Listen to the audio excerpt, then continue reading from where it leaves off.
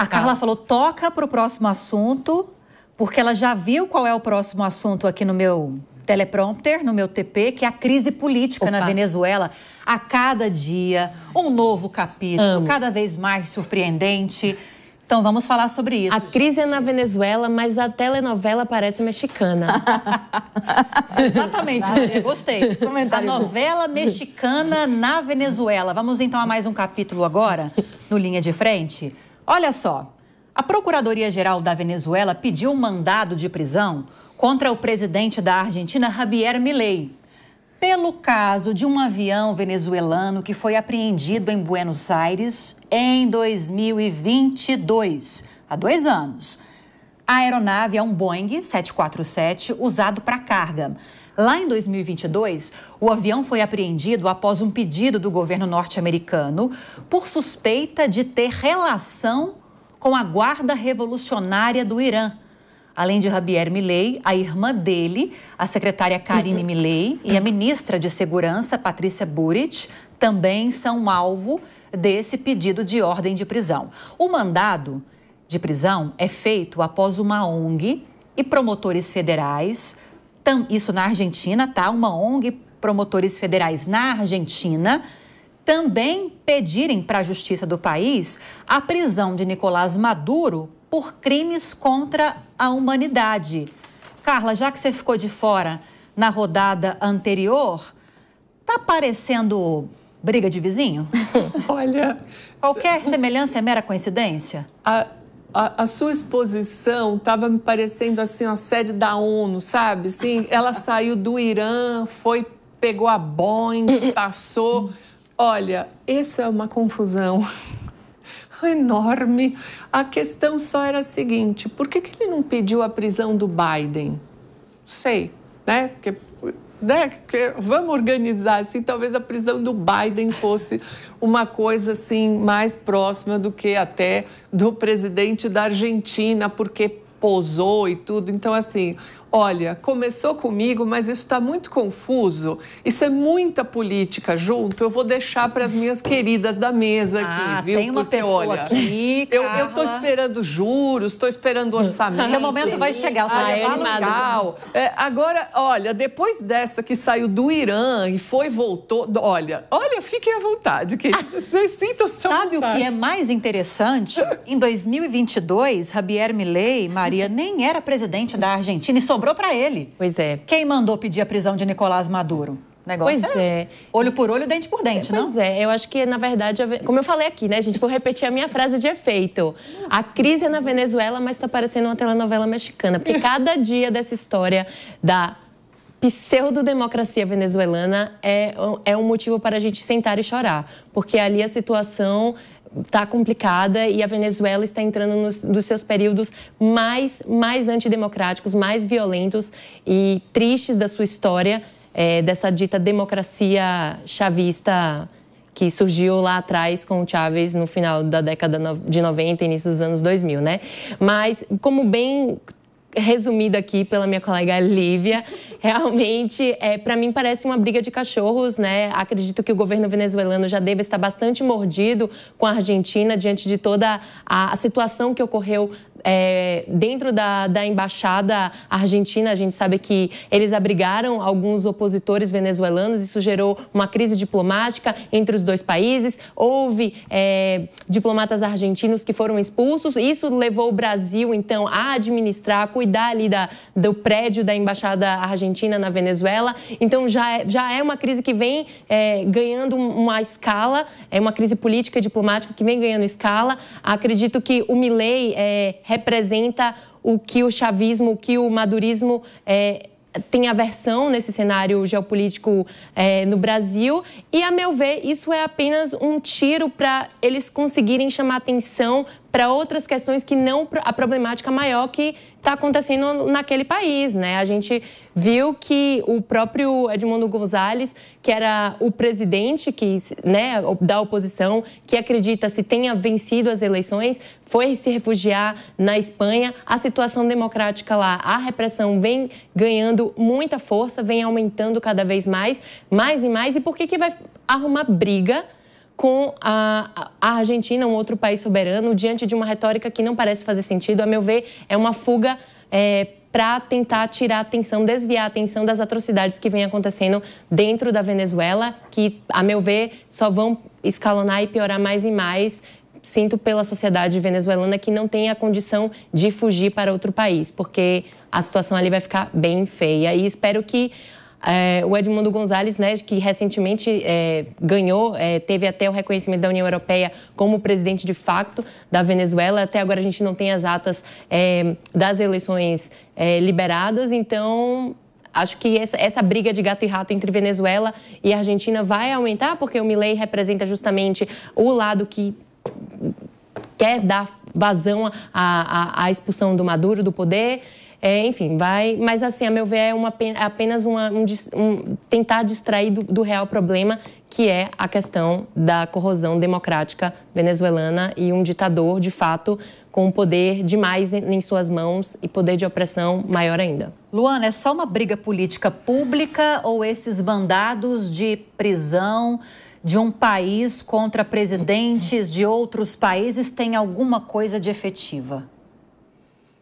Olha, a tentativa é de, como a Maria trouxe aqui, de criar atenção, né, e de desviar para os pontos que estão chamando realmente a atenção dos países que são contrários ao regime de Maduro, que é um regime já claramente demonstrado para o mundo inteiro. Eleição por eleição, a gente vê a retomada dessa discussão do que acontece na Venezuela, um regime ditatorial, um regime que coíbe as pessoas, um regime que persegue as pessoas.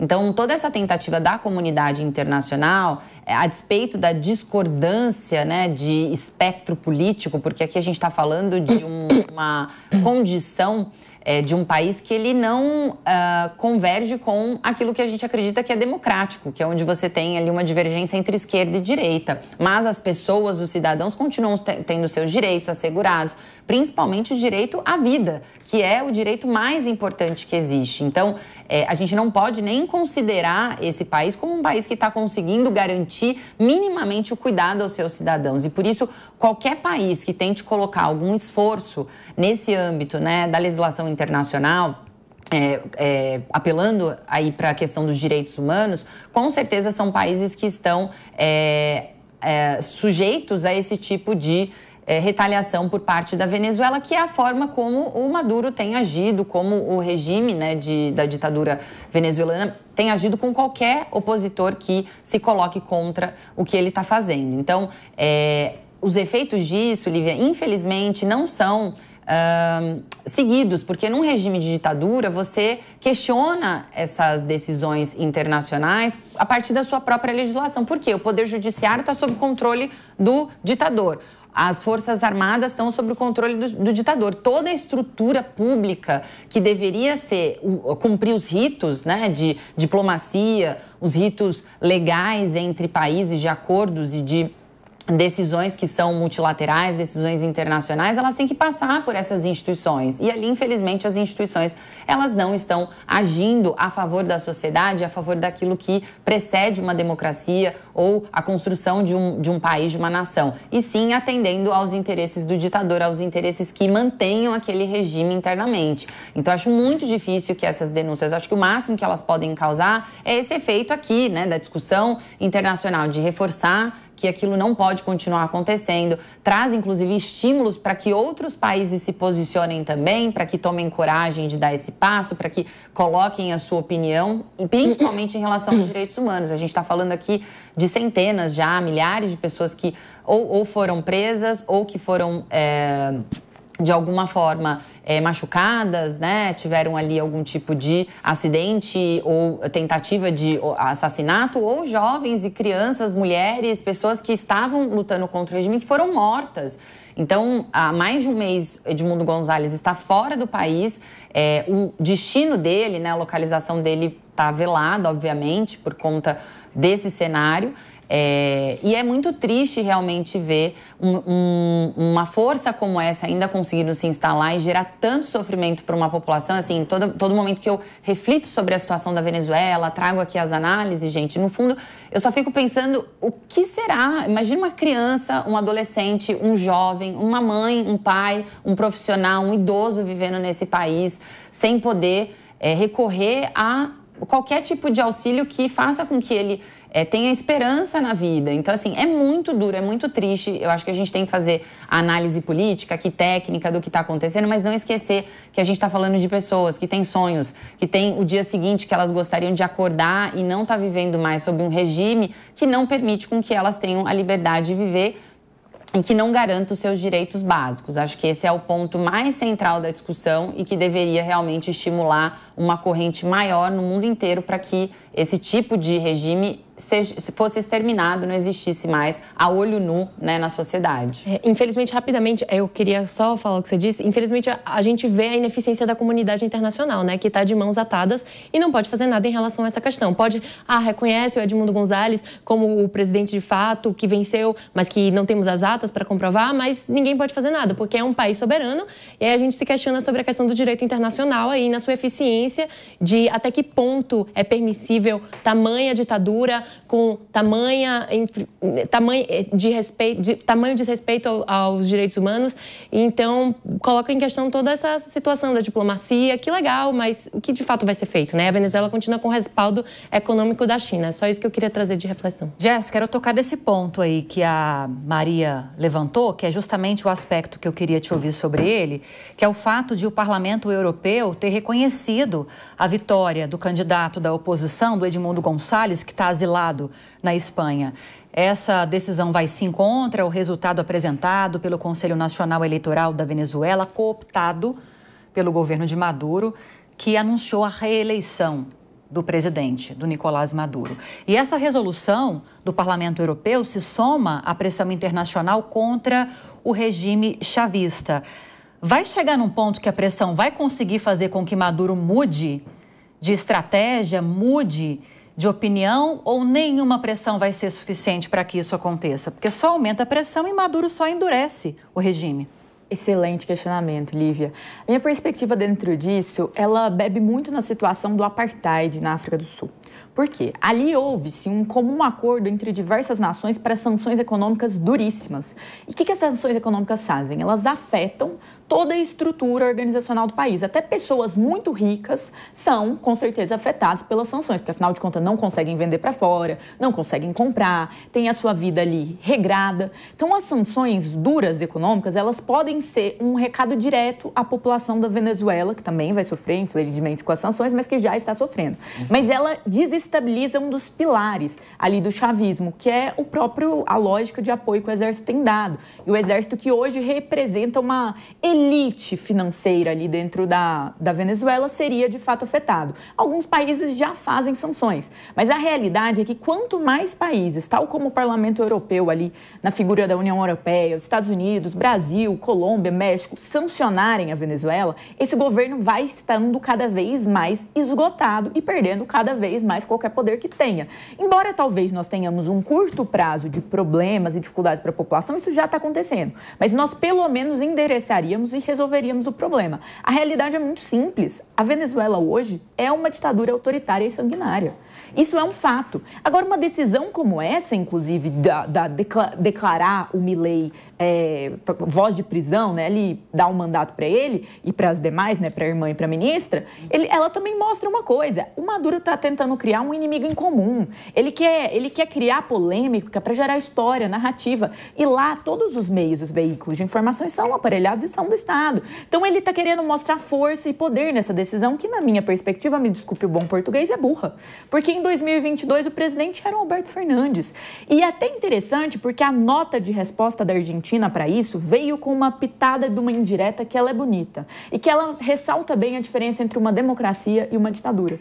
Eles bem lembraram que em 2022, quando houve-se essa retenção do avião, quem tomou a decisão foi o Poder Judiciário, que é independente. como deve ser em todas as democracias. E como não existe isso na Venezuela. Então, eles colocaram, talvez surpreenda-se isso, porque na Venezuela o poder judiciário ele responde ao Chávez antes e agora ao Maduro. Mas não é assim na Argentina, ele é independente e autônomo. Então, não faz nem a mínima lógica do sentido colocar aí um mandato para o presidente atual, para o governante atual. Então, todas essas situações, elas passam uma mensagem, e essa mensagem é importante para a comunidade internacional, dos absurdos que a Venezuela vive. E eu espero que países como o nosso Brasil, a Colômbia, o México, os demais países ali da América Latina que ainda mantêm uma relação mais próxima com a Venezuela, principalmente em termos econômicos, possam avaliar, sancionar diretamente esse país para que seja ali mais um golpe, que quem sabe, golpe assim, golpe de força, para quem sabe desestabilizar mais e levar a Venezuela, que era a mais antiga das democracias aqui na América Latina, a voltar a ser democrática. Fala, Carla. Essa parte que a Jess falou, que é super importante das sanções econômicas, eu queria só fazer assim, um complemento para vocês, porque é o seguinte, eu concordo totalmente com o que ela falou, as sanções econômicas, elas são um poder, digamos assim, mas aqui é quase que um desabafo, porque eu tenho sentido a perda de potência disso cada vez mais. Então, são 2 exemplos só que eu vou dar para dar uma fechadinha aqui. O primeiro, que é o que a gente está vendo, que é a guerra da Rússia com a Ucrânia. Foram mais de 10 rodadas de sanções contra a Rússia. No início da guerra, 2 anos atrás, a gente pensava e fazia análise do que seria a economia da Rússia.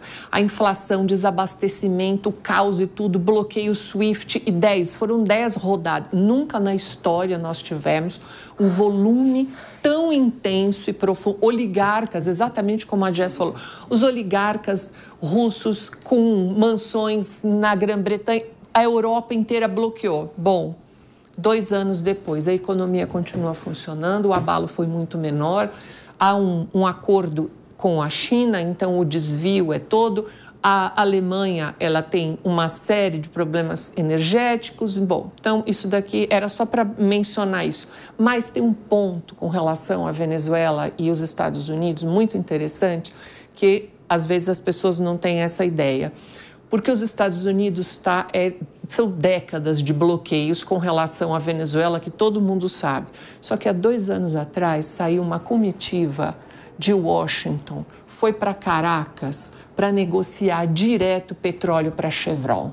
Então, esse é um ponto muito importante, ou seja, quando a economia é jogada na mesa, a ideologia vai aqui para baixo. Total. Então, isso é um ponto importante. Segurança, inclusive, que a Jess falou, que é ótima, que os investidores estão preocupados. Investidor vai para a China, abre empresa e tem do lado dele um CEO chinês junto, porque essa é a estrutura do país. Ele não deixa de operar. É o Elon Musk, que tem fábrica na China. Então, isso é uma coisa muito interessante. A economia, ela permeia isso de um jeito onde vamos fazer um acordo aqui nós dois, olha, a Chevron vai comprar petróleo direto aqui da PDVSA. Mas e cadê a questão ideológica? Não, olha, aqui a gente faz isso, ó. Isso aqui joga aqui e dá tudo certo. Então era só isso para fechar, porque eu tô cada vez menos botando peso nessa, né, apesar de concordar totalmente, mas tô achando que tá menos eficiente, Jess. É isso.